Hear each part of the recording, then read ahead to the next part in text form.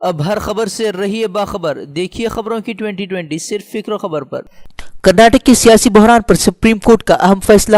Supreme court نے کہا فوری فیصلے کے لیے اسپیکر پر نہیں ڈالا جا سکتا دباؤ، اسپیکر استعفے پر فیصلہ سنانے میں ہے آزاد۔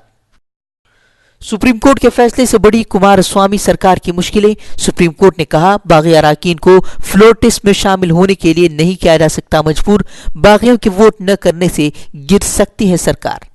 فتح پور میں گوکشی کا بہانہ بنا کر شرپسندوں کے ہنگامے کے بعد حالات کشیدہ، مسجد اور مدرسے میں مچائی گئی توڑ پھوڑ، مدرسے کو نظر آتش کرنے کے بعد علاقے میں کشیدگی، پولیس کی بھاری نفری تعینات۔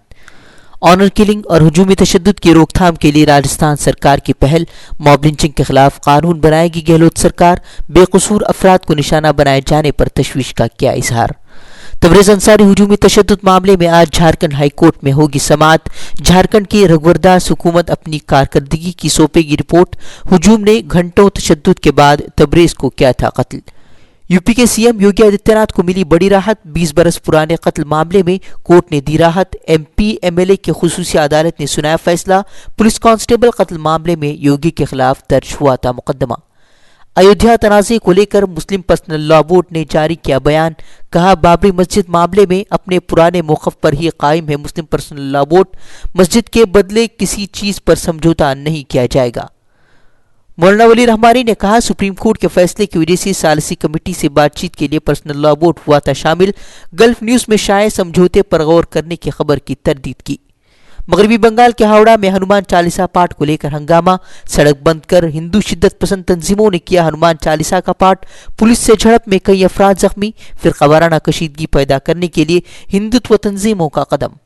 جے پور میں دردناک حادثہ، ریڈ لائٹ پر کھڑی گاڑی کو تیز رفتار کار نے ماری ٹکر، کئی میٹر اچھلے بائک سوار دونوں کی موت۔ پاکستان میں سزائے موت کا سامنا کر رہے کلبھوشن جادھو کے معاملے پر آج عالمی عدالت سنائے گی فیصلہ، شام 4 بجے ہوگی آخری بحث، جاسوسی کے الزام میں پاکستان نے کیا ہے گرفتار۔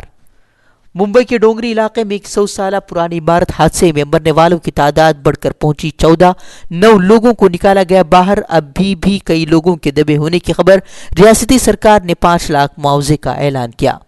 پٹھان کوٹ سے سامنے آئی سڑک حادثے کی حیران کرنے والی تصاویر، ڈیوائیڈر کو توڑ کر پلٹی کار، بال بچے سوار۔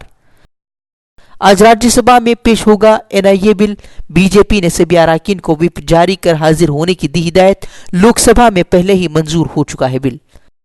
بیچل کے لیے کسانوں سے حاصل کی گئی زمین آدھی قیمت پر بابا رام دیو کو دے گی مہاراشٹر سرکار، سی ایم فڈنویس نے رام دیو کو خط لکھ کر پیش کی تجویز، کسانوں میں ناراضگی۔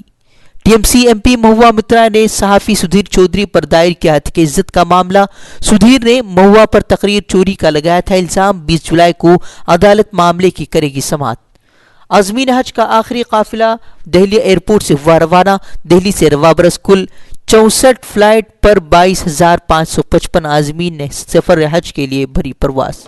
بھاری بارش کے چلتے ملک کی کئی ریاستوں میں حالات خراب، بہار اور شمال مشرقی ریاستوں میں 73 لاکھ سے زائد لوگ متاثر، اب تک 60 سے زائد لوگوں کی موت، کیرل کے 6 ضلعوں میں ریڈ الرٹ جاری۔